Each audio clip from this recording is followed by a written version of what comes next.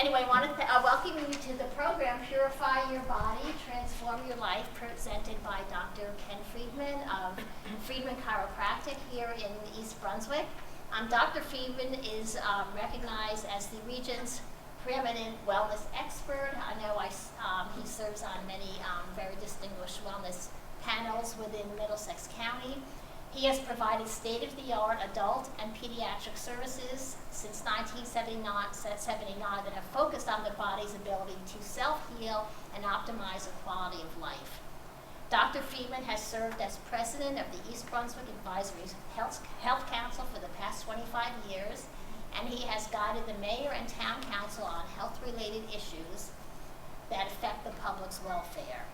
Dr. Freedman is also chairman of the Middlesex County Health and Wellness Council, and he is the creator and host of the Wellness Spotlight, an award-winning health and wellness program that airs on EBTV. I'm sure those of you that live in East Brunswick have seen it. Comcast Channel 26 and Verizon Channel 37 or 38, airing 2008 to the present. He has also appeared on MSNBC, News 4 New York, WABC Eyewitness News, News 12 NJ, the CBS Morning News, KYWTV Philadelphia, and Channel 29 Good Morning Philadelphia. So without further ado, I'm very pleased that Dr. Freedman is joining. I think you'll really enjoy it. Thank you. Thank you, everybody.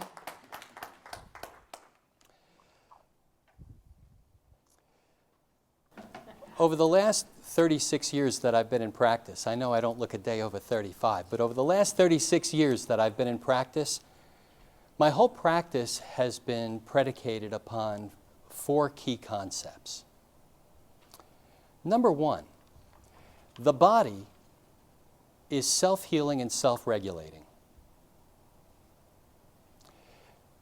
as long as there's no interference to the process. The energy that flows over the nervous system runs everything that goes on. Number 3, if you interfere with the process, that's bad. Sickness, ill health, impaired healing, malfunction, and an earlier death always result. And number 4, if you remove interferences to this process, then that's good. Your body's always better off without interferences to your body's ability to function and self-heal. I like to speak in metaphors. And when I talk about the human body, even though the body's a lot more complex, it's a lot like a car. Because let's face it, our body is the vehicle that carries our life around and takes us where we want to go and steers us where we want to be. And when it comes to a car, you want to make sure that it runs well. Now, we know that a car has to be taken in for periodic maintenance and it has to be tuned up.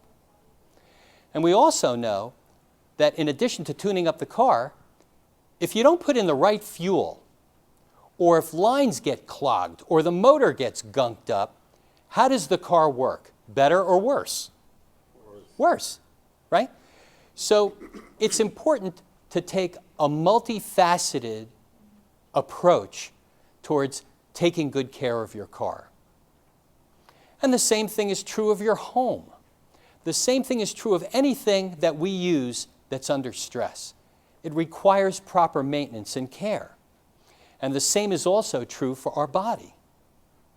Now, over my 36 years in practice, removing interferences to people's energy flow, what I found was that most people responded well to my care, but there were some people that did not respond or were very slow in responding.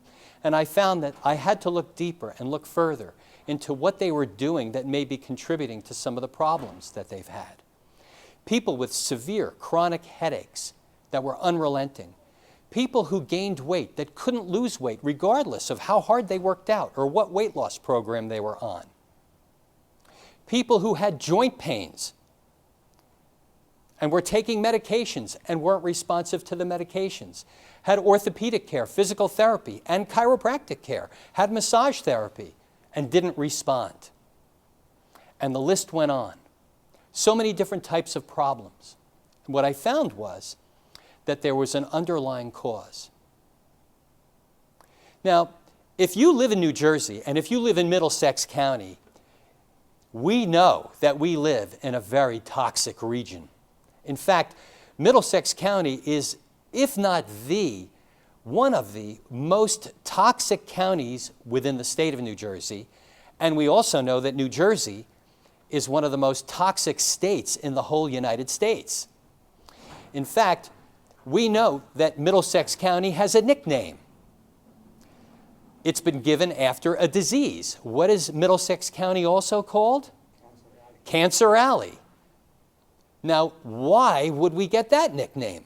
Because of our exposure to environmental toxins that constantly stress our body's ability to be able to function well. And remember, your ability to function well also includes your ability to be able to fight disease, including cancer. The fact is that we have cancer cells inside of us all of the time. So how do cancer cells gain a foothold and take over us? It's because our body loses its ability, its capacity, its vitality, its struggle to be able to maintain even odds against it. So what is it that can do that? What is it that can hamper the body's ability, that can gunk up our internal mechanisms and prevent us from functioning well? Well, it is our exposure to environmental toxins. Now, in taking the survey that I've given each of you, you can see that when you look at our exposure to environmental toxins and people say, well, I eat fairly well, you know, I buy pretty good foods, but you still have to go outside and breathe this air, right? There's a lot, with all of the roads in East Brunswick, between the Turnpike and Route 18 and Route 1, and then all of the other roads around town, all the cars that are coming through. What do people complain about most in East Brunswick? What's our biggest complaint? The traffic. Can't have traffic without lots of cars, can't have lots of cars without lots of exhaust, and that's not good to breathe.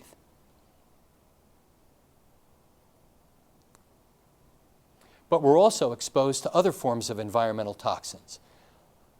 See if you can tell me, how many can you name? What other things do we get exposed to? Do we breathe, eat? What are we around that can affect how our body works? Pesticides, good.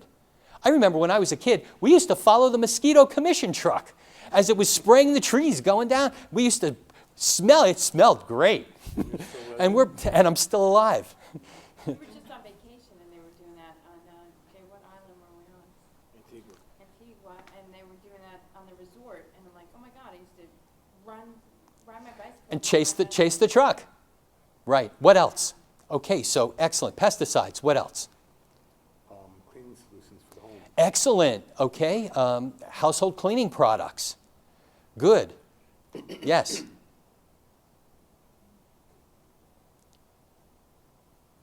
mean, I probably have, maybe not celiac disease, but I'm very, just respond badly to gluten and just certain like GMOs and everything, and topical ointments and food. Okay, so that's a few different forms of exposure to things that could be hazardous to us. Yes. Wheat, for example.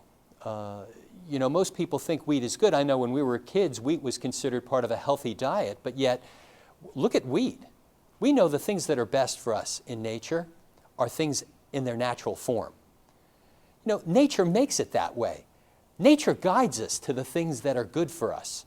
In other words, if you're walking through a meadow, you know whether or not there are things that are good for us because we get attracted to them.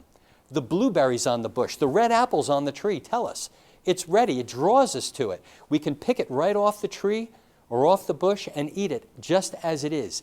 If you've ever been in the wild and you've had wild blueberries, or you've picked an apple fresh off the tree and you've eaten it, devoid of pesticides, you know how delicious and sweet and good it is and how good you feel after having eaten that way. Isn't that true? Okay? But wheat is a whole different story. If we eat wheat in the form that it comes in, you should pardon the expression, but it comes out the same way that it went in. You can't digest wheat. Wheat has to be heavily processed. In fact, you could process wood exactly the same way as wheat is processed, and you could digest it. But it doesn't mean it's good for you. So those are good points. What about cosmetics? Hair dyes. How come a pregnant woman isn't permitted to have her hair colored? You ever think about that? If it goes into a body, it goes into the baby's body. It can go into the baby's body. That's right. It's not good for the baby. It's a toxin. You see? Cosmetics also. Colors, dyes, preservatives. Remember eating bags of M&Ms when we were kids? Lots of colors and dyes on those. The colored licorice, all the colors in the candies that we used to eat when we were kids, and you still find them out there today. You know, if it's hard for you to pronounce the ingredients in a bag of something, you shouldn't be eating it. When it looks like the formula of a cleaning solution instead of something you would eat. The further away you get from nature, typically the worse it is for you. How about therapeutic drugs? Now, we know drugs are prescribed for us, and it's not my position to tell you whether or not drugs are good or bad for you, but how come the physician's desk reference is about that thick with the effects of every single drug and the effect that it has on your body? For one effect that's desirable, there are a number of other effects that are considered undesirable. And the signs of overdose. So we know drugs can have a toxic effect on the body. In fact, speaking of cancer, look at what chemotherapy does to a person. You see? It can take, in fact, most drugs, if a healthy person takes them, what happens to them? It makes them sick.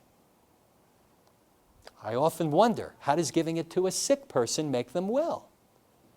So I focus more on wellness. Okay?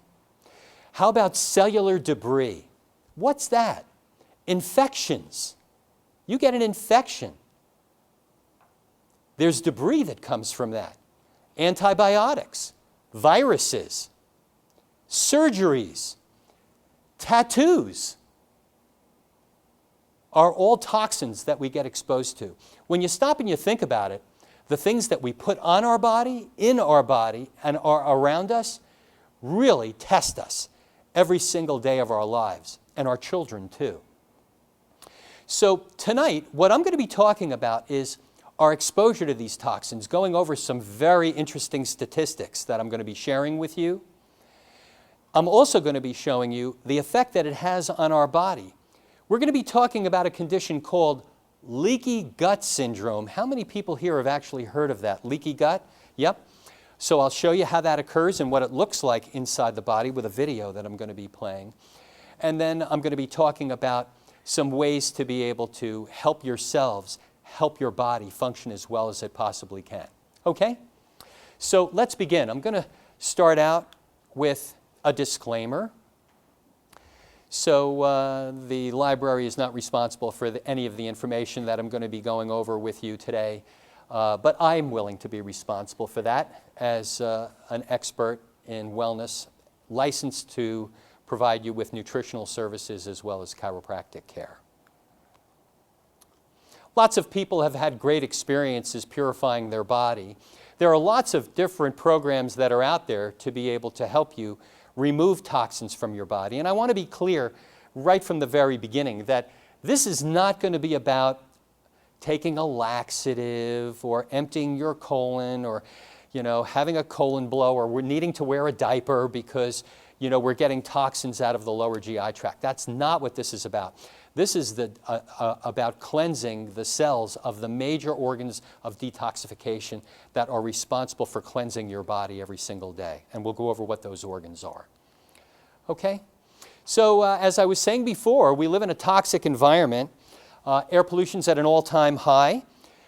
Interesting. The World Health Organization estimates that 4.6 million people die each year from causes directly attributable only to air pollution. Environmental toxins in 1989, the EPA estimated in 1 year 5,705,670,380 pounds. This is in 1989. Of chemicals were either dumped into the public sewage or released into the ground surface waters or air. What do you think that number is? Well, this PowerPoint was developed in 2011. I don't have statistics for 2016, but we all know what the answer to that's going to be. Let's talk about tap water. Wow! Are we talking about tap water these days? If you live in Flint, Michigan, you do. If you live as close as New Brunswick, you are. Tap water is being polluted with drugs. The drugs from the groundwater that people are flushing down their toilets are now leaching into our public water system, and people are drinking it. Our kids are drinking it.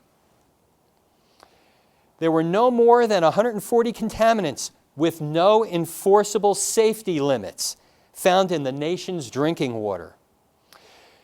A vast array of drugs, including antibiotics, anticonvulsants, anti-inflammatory agents, mood stabilizers, and even sex hormones, have been found in the drinking water supplies in 24 of 28 U.S. metropolitan areas tested. By the way, New Jersey has it too. The U.S. allows over 14,000 chemical additives to our food supply. The average American consumes more than 150 pounds of food additives and consumes 158 pounds of sugar a year. That's a person. Imagine eating the weight of a person in sugar a year. Do you know that 5 grams of sugar will reduce the competence of your immune system 50% up to 5 hours? And we wonder why it can sometimes take so long to be able to heal from a cold or some type of infection when we're putting honey in our tea. So honey's not good either? Well, let's go back to the weed analogy. Okay? If nature has a way of guiding us and protecting us, right? Would you agree with that? Yeah. Can human beings eat honey in the wild? Is that the same as Could you get to it? No, Why? the bees are right around the nest. Yeah, and if you went to get the honey, what would happen? They bite you. And what would you do? I break out in hives. You'd run away. Okay? Isn't that the same as raw honey though, like she's talking about? That's raw honey. I thought like the local organic honey was good. According to the local organic honey growers, it is. Yeah, in the wild, nature would never allow you to have it. Just like we can have wheat. We can have wheat. You can eat wheat if it's processed. Well, you have to get the honey, so they have to dress up in a special suit and, smoke the bees to be able to calm them down and be able to access it. But that doesn't necessarily mean that it's good for us. Yeah, isn't it? Isn't it? People with multiple sclerosis, they used to say if they would get stung by bees, the bees would help their multiple sclerosis. Now, actually, I know a person who had multiple sclerosis and did get the bee sting, and the bee plates crushed, and it did help her, and she was doing well, but then the bee plate closed up, and she couldn't get the bee stings anymore. She got worse. So I don't know what that meant. Let's talk about type 2 diabetes. Speaking about eating so much sugar, there's an effect of that. When you eat a lot of sugar and it's not good for you, there's effects. Type 2 diabetes is becoming more common in the United States. From 1980 through 2003, the number of Americans with diabetes more than doubled from 5.8 million to 13.8 million. What's causing the epidemic? We are, a third of Americans are obese. 25% of children are obese, and these numbers are going up. It's a serious health concern. I think I skipped a slide. Let's see. Let's go back one. Oh, okay. Excuse me, Doc, I got a question on diabetes. Yeah. I eat a lot of fruits and vegetables. One of the guys I work with said about watching it, being careful. Mm-hmm. I don't have diabetes now. He said I could turn into a diabetic. I could get it later on. Well, again, Is that possible? it's possible depending upon how well your body's working. Remember, the pancreas, the beta cells in the islets of Langerhans in the pancreas are responsible for producing insulin, which clears the blood of sugar. But if you're eating a lot of sugar, your pancreas is being stressed, and your pancreas may not be working correctly, then you're at higher risk, depending upon how well your pancreas is working and how much sugar strain you're putting on your body. Let's face it, you can gain weight by eating healthy, too. I've seen plenty of vegetarians in my office that are overweight. And they eat a relatively healthy diet by most standards. What are the highest glycemic index fruits? The fruits that are highest in sugar, number one, what is it? Pineapple. Pineapple. Number two, second sweetest fruit, grapes. Pineapple and grapes. That's natural sugar. It is natural. It's not added sugar. No, it's not added, it's natural. But again, anything natural, too much or not enough of something has the potential to be good or bad for a person. And that depends not on the thing, but how your body metabolizes that thing. It's both. It's the gas you put in the car and how that car runs, how it's running. So that's why you have to think about both. You have to think about what your exposure is, but it's also important to think about what you can do to keep your body functioning at its best. And I'm going to be talking about that in a little bit. You know, we are ingesting trans fats and high fructose corn syrup, again, sugar, MSG, additives in the food. We inhale toxins in our lungs through exhausts and toxic fumes, secondhand smoke. We didn't mention cigarette smoking, either primary or secondhand. And the county, by the way, if you're a smoker or if you know of a smoker that wants to quit, the county has terrific smoking cessation programs. And if you contact me, I can turn you on to the right people to get a hold of, to get off that stuff. They are. They're chemicals. Anything you're going to put around your home, whether it's a plug-in or you pull it up and it just, over time, it dissipates. Yep, you're exposed to that. There's the cellular debris that I was talking about from injuries, additives in our foods that enter our bodies through the digestive tract and penetrate the skin, and then internal processes like infections and fungal infections and parasitic infections are all things that affect us. And the effects in the body can be a number of different symptoms and complexes such as weight gain and fatigue and headaches. People who have allergies, they're more susceptible. They trigger allergic reactions more easily because, again, your resistance lowers because it's fighting things that are going on. Your body's not working as well. So it's easier for certain things in the environment to trigger a reaction. You have a higher degree of inflammation.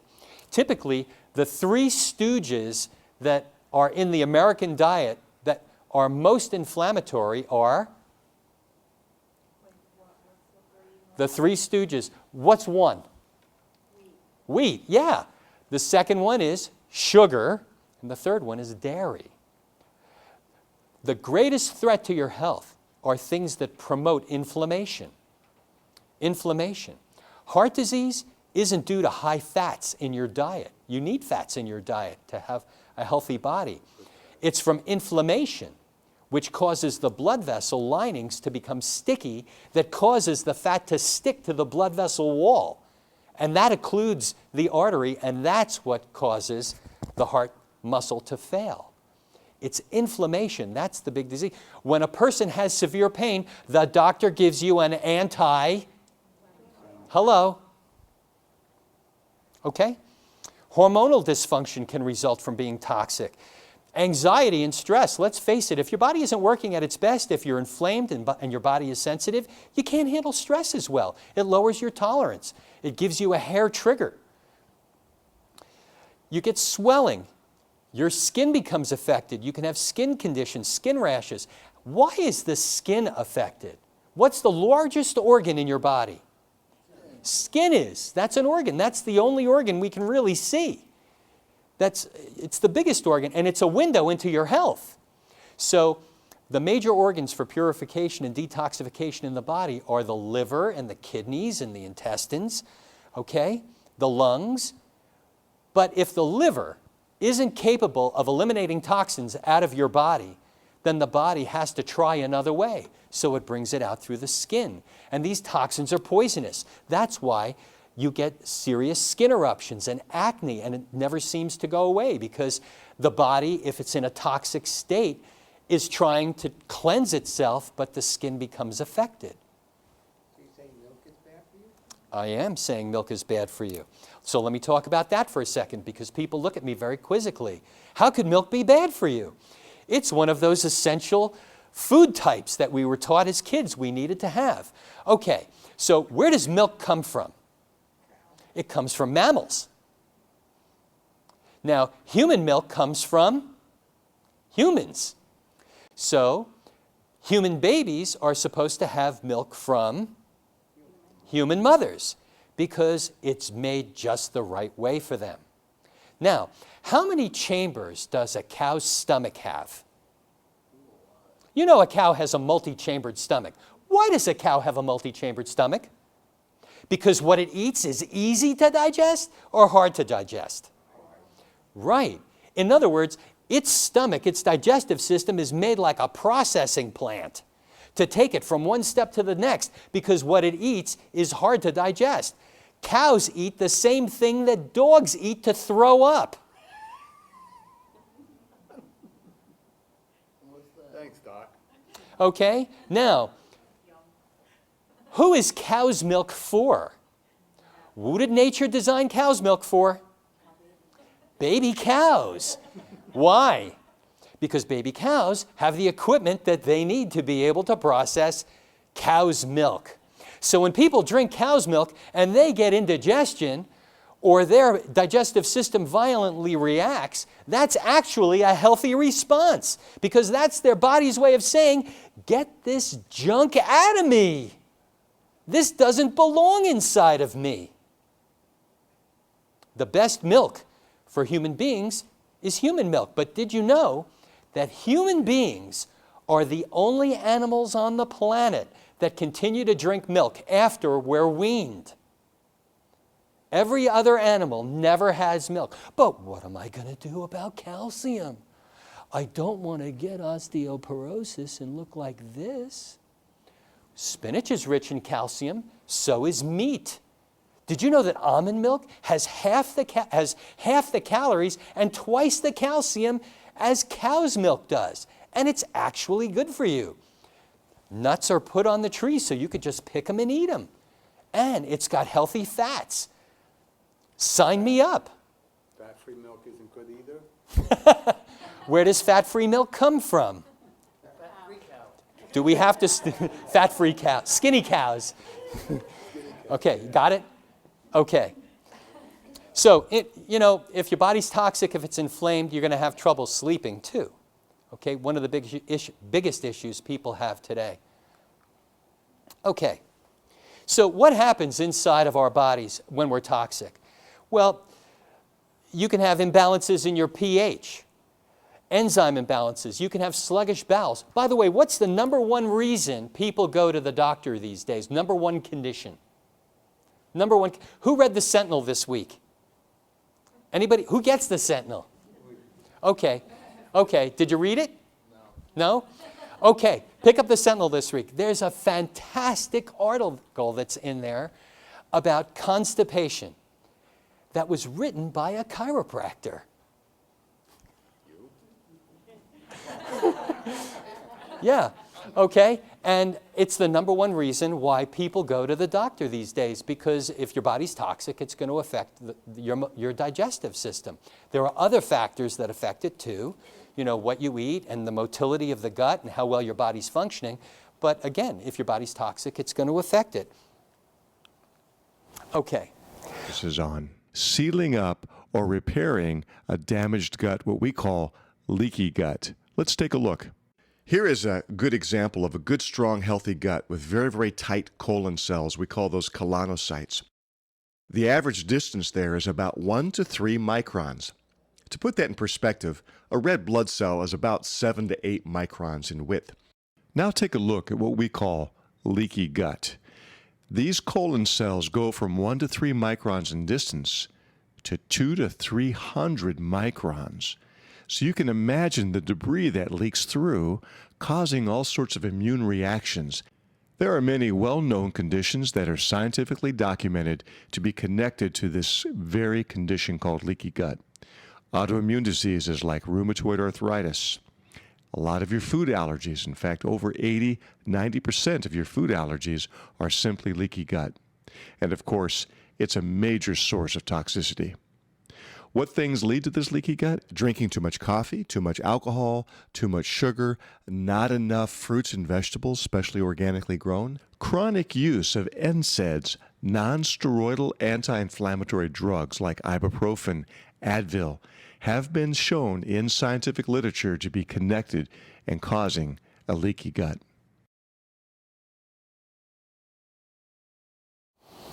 So again, that's one of the effects of chronic inflammation within the body. In fact, I wrote another article that was published in the Sentinel a while ago about inflammation, and it talked about leaky gut also, where what happens is deep in the intestinal wall, the cells actually separate instead of being tight, and that allows toxic substances to permeate the gut wall more easily and go right into the bloodstream and get into your body, for a lot of the reasons that the narrator of that video described, like coffee, tea, drugs, non-steroidal anti-inflammatories. Anti-inflammatories actually promote inflammation within the gut, okay? So the body has a few different options for dealing with toxins, okay? If the body can't get rid of toxins, then it buries them in the body fat, okay? It'll deposit them in the tissues, or it'll remove them. It'll actually package them up and get rid of them. Emerson says, what lies behind us and what lies before us are tiny matters compared to what lies within us. So your body is made to purify itself. It's made that way. It's designed that way, as long as there's no interference to the process. If your organs aren't functioning properly, how can they possibly purify the body? So when we think in terms of digestion and function, we think in terms of what we put inside of us. But there are internal mechanisms that we also have to pay attention to make sure that your body's capable of firing on all 8 cylinders and being able to do the proper job. We want to make sure that your body's working at its best. You know, you want to be able to clean out the toxins. So let's talk about getting your body functioning at its best and cleaning out the toxins. Here are the organs of detoxification. As I explained earlier, the liver, the colon, the lungs, the kidneys, the lymph, the skin, the blood are all responsible to work together to be able to make sure that toxins are picked up, packaged up, and eliminated in timely fashion so they don't linger and cause problems later on. Let's talk about the liver and what it does. In a nutshell, here's this schematic, this picture depicts exactly what happens. Toxins, like drugs and pesticides and food additives, go in. The first phase, which is biotransformation, takes toxins and it's like getting the garbage packaged for pickup, okay? It's assembling everything and putting it together. And then the phase 2, biotransformation, eliminates it. You know, using bile and urine, it makes it more water soluble, and then it's as if the garbage is being picked up and eliminated unless the liver's not functioning correctly or you have an excessive buildup of toxins, kind of like Lucy on the chocolate line. Remember that episode of everybody remembers that episode of I Love Lucy when she was in the candy factory and the chocolates are coming at her and, you know, she's able to package them up and put them away when it was nice and slow, but as speed picked up, then they started going to her pockets, into her mouth, and then she gave up. And the liver does the same thing when it comes to toxins. So it'll put it inside the body. Now, let's look at the organs of detoxification, okay? So I spoke to you about the liver and the intestines and the lungs and the skin. But do they work all by themselves, or is something controlling and coordinating those processes? Is this an English-speaking group? It is. In other words, the liver doesn't work by itself. The gut doesn't work by itself. The kidneys are not all alone. They're all connected. They're connected to the nervous system. Actually, it's not the nervous system that's really controlling these processes at all, because a dead guy has a nervous system. If you've ever been to Bodies of the Exposition, they actually dissected it out. You could see the brain and the spinal cord and the nerves. There's a nervous system. There's no movement. There's no function. Why? Because it's not the nervous system that's controlling things. It's the energy that's flowing over the nervous system that's responsible for controlling and coordinating all body functions, including your ability to cleanse itself, self-heal, and maintain homeostasis, and have a strong resistance, and lead a healthy, productive life. The autonomic nervous system carries that energy. Autonomic is synonymous with the term automatic. In other words, it's the part of the nervous system that you don't have to think about. For example, imagine if our heart was kind of like one of those old alarm clocks that you had to wind every morning. Some people wouldn't wake up every day. They'd forget. We don't have to think about how our heart works. We don't have to think about what happens to that piece of food that we swallow as it goes through our digestive system. The intelligence, the energy that's flowing over the nervous system knows how to take that substance that we've eaten and be able to break it down, be able to identify all of the nutrients that we need, be able to identify what's waste, be able to separate the two, take the waste, package it up, and eliminate it, and take the nutrients, absorb them, metabolize them, and be able to create new cells and energy and function and fight disease and movement and all of these things, all at the same time without us having to think about it. It's really miraculous when you stop to think about it. Now, what percentage of the nervous system would you guess is responsible for powering our muscles and joints, all of our muscles and joints? Shout out a percentage. Give me your best guess. 80%. Okay, what else? Anybody else want to venture a guess? 40%, 50%, okay? In actuality, it's only 20%. It's only 20%. 80% of the energy traveling over the nervous system is responsible for running all of this.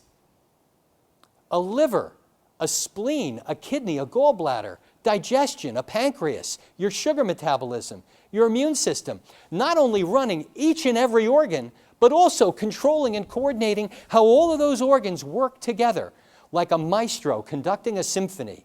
In other words, powering each individual instrument within the orchestra, and you could have the best musicians playing the finest instruments, but if those instruments aren't conducted in a way where they're playing together, instead of it being beautiful music, it's noise.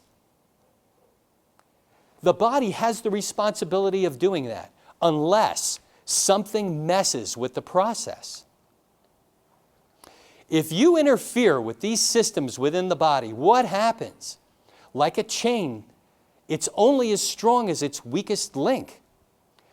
Well, there is a condition called vertebral subluxation complex. Vertebral subluxation complex is a condition where there is an energetic disconnect, a disruption between the mind and the body, where interference in the flow of energy between the mind and body causes the organs and glands not to function as well as they could have functioned if they were getting full power. In other words, it's kind of like your 8-cylinder car running on 5 cylinders. It may still start, it may spit and sputter and take you where you want to go, but it's not really performing as well. And then you might notice it when it's under the most stress, like on a really cold day when it doesn't start. Here I am, back to the car analogy again, you see? But it makes a lot of sense, doesn't it? That's why we know when we're, we seem to be chugging through our days, but when we take an emotional hit, something happens, or when we're exposed to the cold, or we overexert ourselves, or don't get enough sleep, then we come down with the cold. You notice our resistance lowers. It's already at a low point, but it hits the point where our body just can't keep up with the toxins and the stresses that we're subjected to physically, mentally, and chemically, and eventually it gets to the point where we break down. Vertebral subluxation occurs when the vertebrae in the spine, and I'll show you on a model of a spine. This is a plastic spine. If I pulled a spine out of my body and I held it to the side, this is where the brain would be. Here would be the neck, mid-back, and lower back area. This is the pelvis, and this is the top of the thigh bone. Here's the ball and socket joint of the hip. And the brain sends the power down the spinal cord, which travels directly through all the bones of the spine, and then, like the branches exiting out off of the trunk of a tree, the nerves come out from in between openings that are made in between the bones of the spine.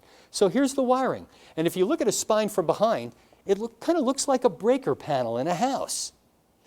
Where the main line comes into the house, and then the breaker panel takes that main line of power that's coming into the house, and then it sends it off to different rooms in the house. If you didn't have a room in your house with power, you wouldn't go fiddling with the lights. You try the light switches, and then eventually you'd catch on quick enough. You'd go right to the breaker panel to see if the breaker was tripped, if it was cutting off the supply of energy to that room in the house, if an appliance wasn't working properly. You'd look at the appliance, you'd make sure it's plugged in. If it's plugged in and it's not getting power, you'd go right to the breaker box. You wouldn't start sticking screwdrivers in the appliance or into the outlet. You'd go to the source of the problem, where the energy is coming from. And in the body, as a chiropractor, what I do is exactly that same thing. I'll go to the breaker panel, to the spinal column, because frequently in a subluxation, the vertebra misaligns just to the point where it irritates that nerve. Now, the weight of a human hair, 6 to 8 millimeters of mercury pressure. If I had hair, I could show you. But the weight of a human hair is enough to cause an initial 40 to 60% reduction in the ability of that nerve to conduct energy. What causes this subluxation? Physical, chemical, and emotional stress. So I've been talking to you about chemical stress, but physical stresses can do it too.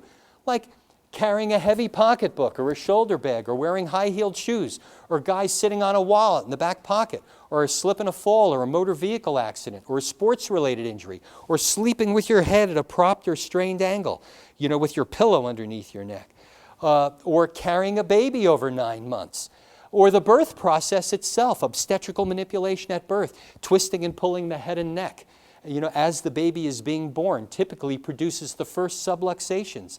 Learning how to walk, falling down, people throwing the baby up and catching it as the head is whipping on the neck. You're falling off your bicycle, I'm certified backpack safety instructor, because these kids carry backpacks that culminates in hundreds of thousands of pounds of pressure on the spine. And when the spine is subluxated and you're carrying all that extra weight or doing all these things, that's like hammering a bent nail. Now pour extra toxins on your body's ability to try to metabolize them with energy that's being disrupted to those organs, and how can your body possibly work correctly?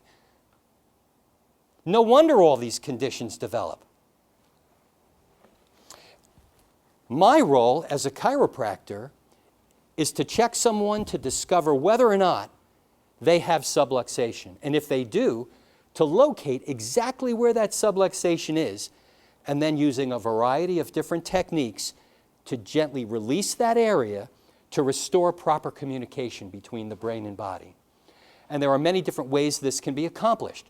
Through the traditional twisting and popping techniques that chiropractic is known for, but I also specialize in using techniques that involve absolutely no twisting and popping or cracking of the spinal joints, for people who either don't want that or people where it's not clinically appropriate for them to receive that type of maneuver, like people with brittle bones, osteoporosis, osteopenia, or a possible risk of stroke, so they can still be safely given care. So correction of subluxations improves energy. It improves your organ and glandular functions. It improves your body's ability to rid itself of harmful toxins by enabling all of the organs to be able to work and function at their best. So the most important thing you can do is see your chiropractor to have a checkup to find out whether or not you and your children have subluxations. Don't wait until you have back pain or neck pain or you have some type of crippling or disabling condition. You know, go now and make sure that your organs and glands are functioning at their best. By the way, most people can't feel that they have a subluxation. In fact, with most disease processes in the human body, when the person feels it, it's already well established. Symptoms are the last stage of a disease process. The last stage in the disease process, not the first. In other words, when you know you have a cavity in your tooth, did you just get the cavity or was the cavity well established before you felt it, before you drank something hot or cold? When the guy has the heart attack, did the blood vessels just get blocked or were they getting blocked over a period of time and then finally that was it? You see, a person they feel the lump. It was developing over time. But the internal organs, even though they're carrying 80% of the nervous system, they're getting it distributed to them, in and of themselves, they're poorly supplied with nerves that give you the ability to feel. So the only way to know that you have a cavity in your tooth is to either wait until you have pain in your tooth or you go to the dentist and you have a checkup. And the only way you know whether or not you have a subluxation in your spine is to see a chiropractor, to have your spine checked for subluxation and know whether or not your body's okay. And if it is, great. And if it's not, then you have the information that you need to make better decisions about what you could do to keep your body healthier and functioning at its best on a regular basis. So, you mentioned children. How young a child would you treat? I just read a pamphlet today that said there was a chiropractor who was doing a seminar in Freehold about kids in ADD Yes. and how he can help them with chiropractic. Well, I can tell you from my own personal experience, and my wife is right over there, that our children were adjusted in the delivery room before she held them, okay? Because of the trauma that the spine endures from birth. So I'm specially trained to be able to evaluate all spines. And I recommend that children get checked now. You know, and then the next best time is tomorrow. Thank you. Yeah, yeah. If you want them to have the healthiest body possible. Okay? So now we talked about getting the body working at its best. We talked about your exposure to environmental toxins and leaky gut. Now let's talk about cleaning out the toxins. Okay? There's a purification program that I just completed. I do it every year. I think it's the best program that's out there. It's not the only program that's out there. You know, you can look at other programs too. This is a deep cellular cleanse. It involves whole food supplements, foods that are actually organically grown, harvested at their peak point of ripeness, and then the nutrients from those whole foods are put into these products that your body uses in conjunction with eating organically grown fruits and vegetables. That's what I recommend. And over a 21-day period, your body has the ability to cleanse toxins out of the liver, the gut, the kidneys, the intestines, your lungs, skin. It's really, and the lymphatics. It's really terrific. So there are a number of products that this program includes. And there are a number of factors on how it supports your digestive processes. It helps support your body's cardiovascular system, your immune system. It has strong antioxidant properties. It reduces inflammation. It promotes healthy digestion and healthy liver function. And, you know, I could go through the list of all of the ingredients that are in this program. For those of you that are interested in something like this, you can always contact me and we could schedule some time for you to come in and I'd be happy to show you it in more detail. I just want you to know that that you're not stuck even if you've been exposed to a lot of environmental toxins, even if you have a lot of these symptoms and complaints. There are ways that you can take control of your health by making sure, number one, that your body's functioning better from the inside out, to make sure that all of your organs and glands are functioning at their peak capacity, and also to be able to degunk the engine. So tune up the motor, degunk the engine, and we can keep it functioning at its best. This is the best engine degunker that I know of. So the 21 days of shakes? Or is there... No, it's a combination of all natural fruits and vegetables that you decide you want to eat, and you're doing shakes for the first 10 days, and then days 11 through 21, you're doing a combination of shakes and whole food. Now, the reason why you're doing shakes with an all-natural whey protein, or non-whey, depending upon what your body tolerates best, is because we want to give the gut a rest. We want to rest the gut and give it, in other words, with leaky gut syndrome, you're using a very bioavailable protein, easily digestible protein, so your body's getting the protein that it needs, and it gets it in a form that doesn't stress the gut, and it gives it a rest, so those cells that are overinflamed can shrink down and heal themselves, in addition to the supplements that you're taking that target all of the organs of detoxification. I gotta get going, because we're almost running out of time. Okay.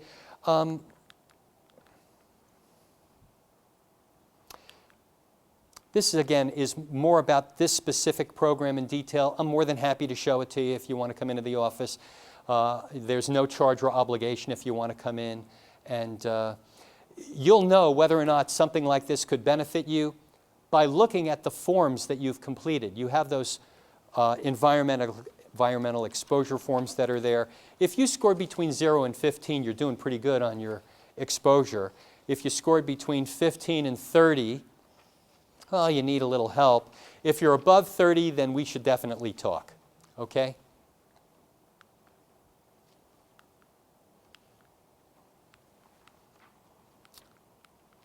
Anybody have any other questions? Just curious, have you heard of the book, A Mind of Your Own by Kelly Bergman? I'm not familiar with that one.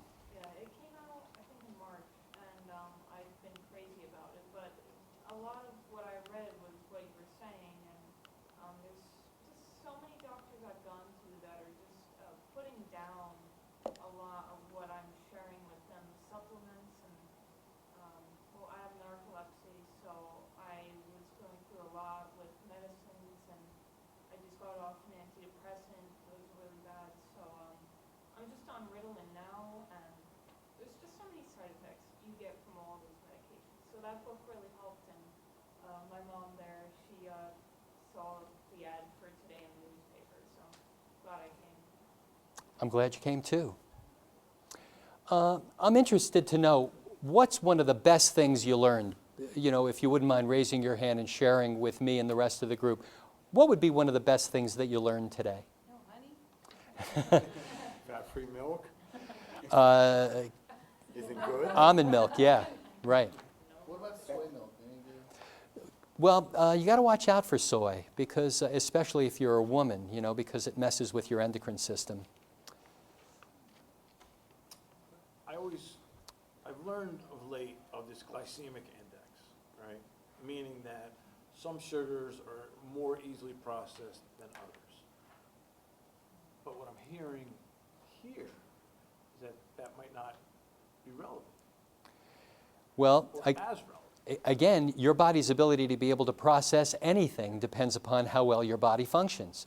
I mean, let's face it, something as innocuous as a tomato can put a person in the hospital. And we live in New Jersey, where we can sit, tomatoes are great fruit, okay? It all depends upon how your body's chemistry handles things. A peanut could kill a person, right? You see, so it's both. You want to make sure that you're putting good things inside of you, and you also want to make sure that your body's working at its best so that it can process the things that may not be that good for you as effectively as possible, you see? So I want to thank you all for coming down. Are you saying that the food industry is killing us, or the government? You said that. I think actually, You know what? I'm gonna close, And then I'll stick around, okay? So anybody who needs to get going can go, but I'll stick around for a few minutes while we're just putting things away. So for those of you that have some questions that you'd like to ask me privately, I'll be happy to answer them. Just please complete your surveys. I thought it was 7 to 9. 7 to 8? I was told 7 to 8. You got another hour. Well, you know what? If you want another hour, come and see me in my office, okay? So if someone is interested in this program that you referenced, how do we approach that? What you do is indicate on your form that you're interested, and please give it back to me or to Arlene. Arlene? Oh, by the way, everybody, I just want to acknowledge, I've already introduced you to my wife, Norma, but sitting next to Norma is Arlene. We've been working together for the last 25 years, okay? And I spend more time with her than I do my wife, actually. She's your work wife. Okay, and Arlene is the office manager. She's the one that you'll speak with most of the time on the telephone. Please give your forms to either me or to Arlene. And if you're interested in coming in and learning more, we'd be happy to make that happen for you. And I also want to introduce you to Heidi Scanlon, who's a certified Reiki master teacher. And she's really the best in the area when it comes to Reiki.